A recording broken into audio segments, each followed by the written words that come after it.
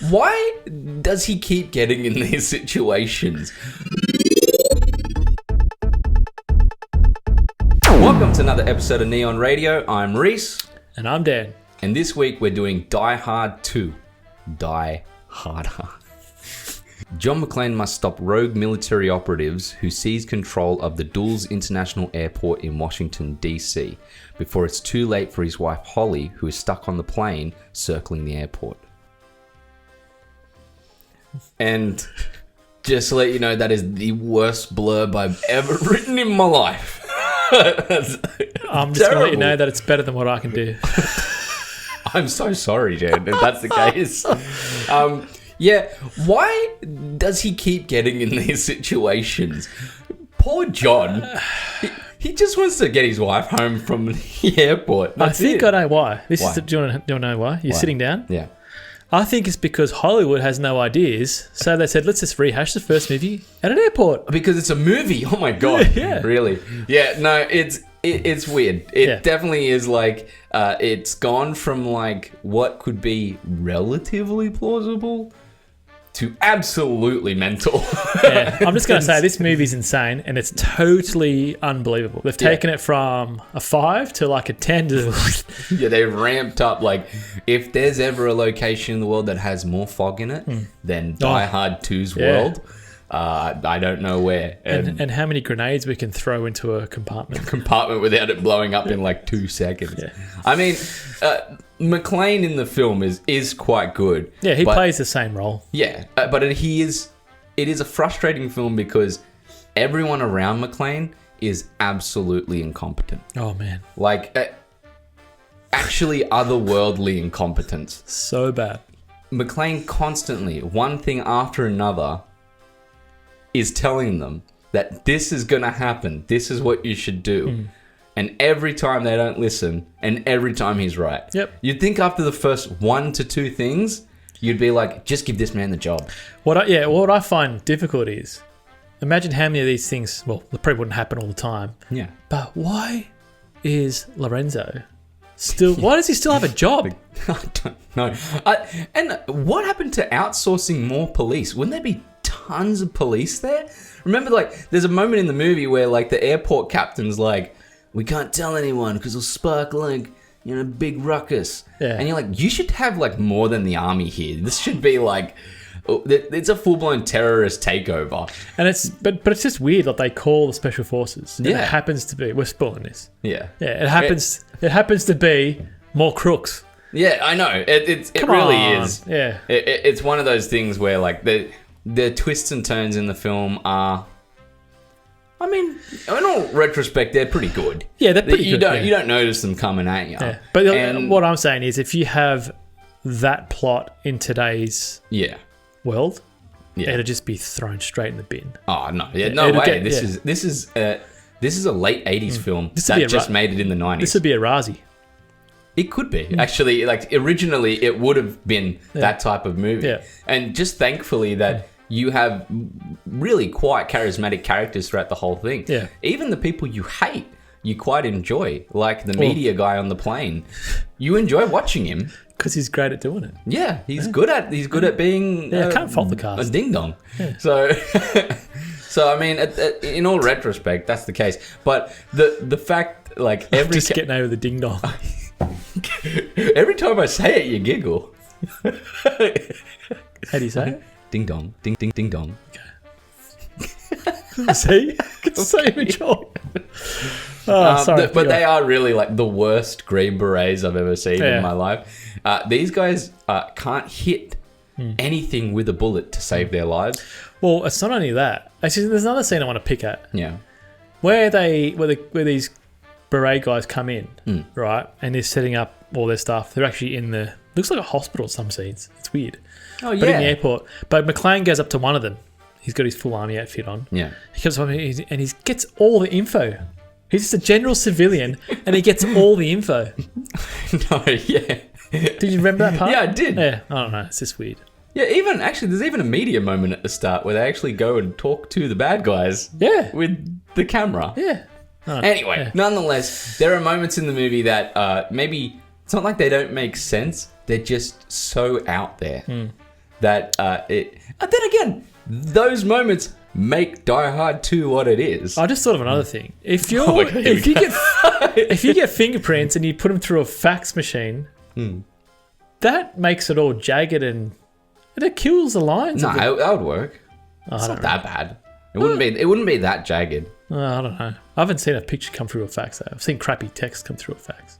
Nah, it would Yeah, be, it's true, it'd but be when you fine. do a signature, sometimes it's like all little lines and that are off. yeah, and I a, think it would and a be- fingerprint's so much information in it. I don't know. Anyway, I'm looking too far into it. Technology, You've got to man. take this movie for what it is. Yeah, and it's like- fun. And let's face it, this movie hasn't aged great. There is an opening moment in this film where an elderly lady has a taser, and she's saying that she tried the taser out on her dog just to see what would happen, and that the poor thing was limping for a week or something. I'm like, are you kidding me?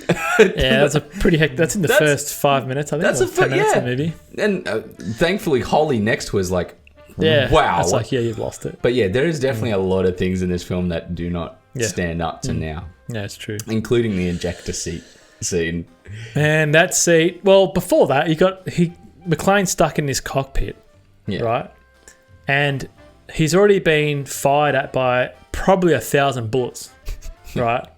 Then he gets, was it one grenade? He goes, pass me a grenade. And they throw goes- a grenade in there. He and then- says, how many grenades do you have? And he goes, 6. He goes, throw them all. yeah.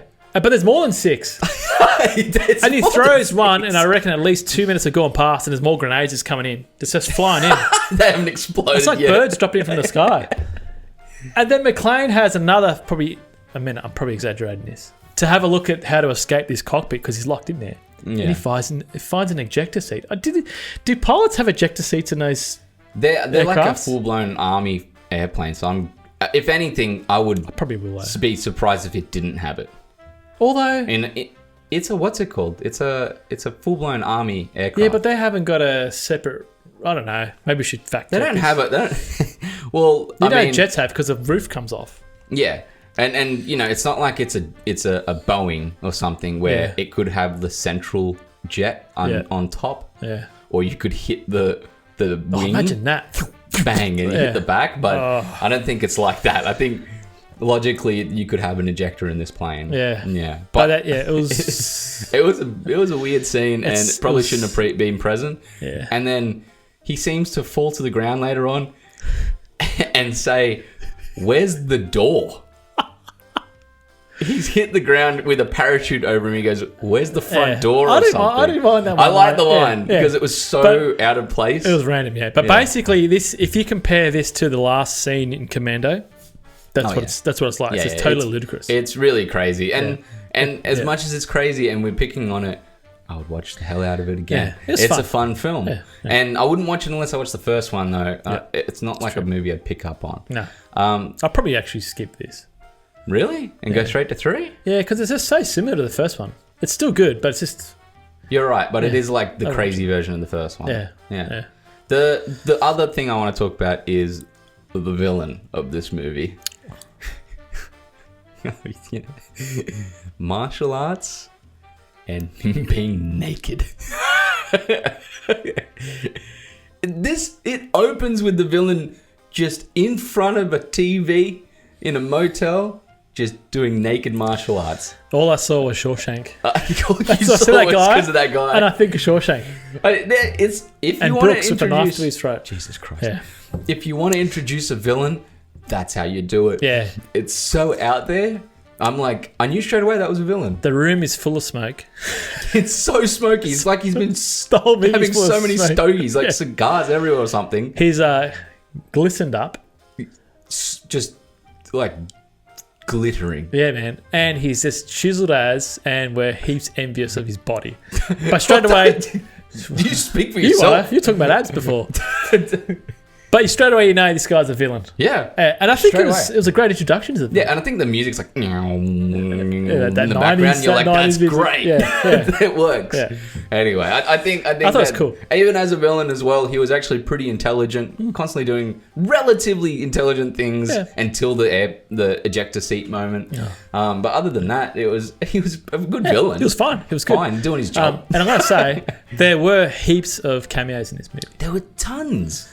Yeah, well, what cameos? It's basically starting of people's careers. Yeah, the T-1000. The guy who plays the T-1000. Yeah, man. He's in it. He does a little roly-poly as one of the goons. And that was the best roly-poly in the movie. So energetic. Better than Bruce Willis. Super energetic roly-poly. And also... Is that what you call it? I'd say roly-poly. It's like he's doing like a commando role. Yeah, commando role, yeah. And then there was also... John Leguizamo. John Leguizamo. Yeah. Yes, he's hard name There to say. was a few in there. But he was in it for 2 seconds. Yeah. John Leguizamo. And then there was a few others. Yeah, there were others scattered. Yeah. But yeah, I mean... That's cool. Kickstarted a few people's careers. And I'm just going to say, and this is a cool positive, the airport looked packed. Yeah, they did a really good job. The casting and the person in charge of all the people there, amazing job. The extras work on that. Imagine what if they just went to an airport and they're just shooting an airport? Maybe, but it was just so busy. It was so busy. Yeah, it was done really well. They could have maybe shot it on Christmas. Yeah, probably. Yeah. It could have been with a go. I don't know. Yeah. But Anyway. they'll have to get people's sign off. No, well, it's only if your face is in shot. Yeah, well, there's heaps of faces in there. Yeah. Oh. It is what it is. Yeah. Anyway, final thoughts, Dan. Final thoughts. Yep, this movie is very similar to the first one. I found it tough to score this because there was parts of this I liked and there's parts of it I didn't like. But it is what it is. Basically, as everyone says, it's Die Hard in an airport. Pretty much, But yeah. I think it's taken to the next level of stupidity. Yeah, they do ramp it A lot. it's around that time. Like you got Commando and all those movies. Yeah. But I'm going to give it a 6.5 out of 10. Yeah, I had a good time with it. Like, well, it's hard to hate. Like, it's kind of it goes as a package deal, kind of with Die Hard 1 in a way, and I would watch it right after Die Hard 1 as well. But I mean, it's not as good, and it's fun, but it's an on-off film. Yeah.